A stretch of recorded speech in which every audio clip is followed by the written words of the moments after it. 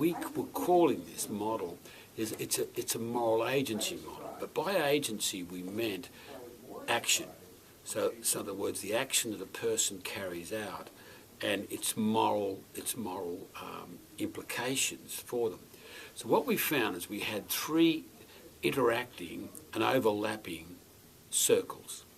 One circle was moral purpose, which we identified in our research as being at the very heart of the nature and almost a foundational area that seems to inform all of the things that we do, or should maybe, but that's probably value judgment. Then there was this purpose of professional purpose. It's an understanding that we have, say, as a principle that I must do. I'm accountable for the schools to balance that budget, to make certain the kids are cared for and that they're safe, and that the teachers basically are rewarded and the teachers are supported, and all those processes that we see as critical professional purpose processes. The teachers as themselves would describe it as to making sure that their teaching was appropriate, that their pedagogy was authentic and making certain that kids learned in a certain way, that assessment in itself did certain kinds of things, like that the assessment was assessing learning as well as just simply making certain that the process in itself was also a learning experience for the kids. We see those as a professional purpose. The two of them are overlapping. Then there's a third circle coming in, and this is what we're calling public purpose.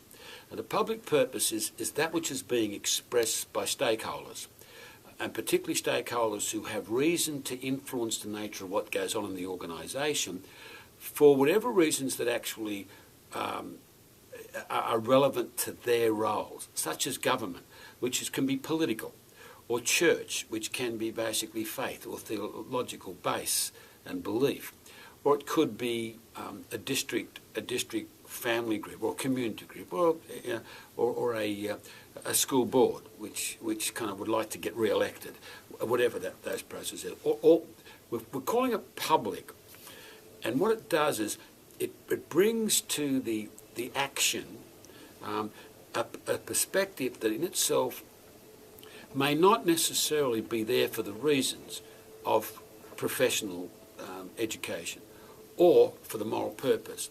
It might be there for quite different reasons, but it will impact upon the other two.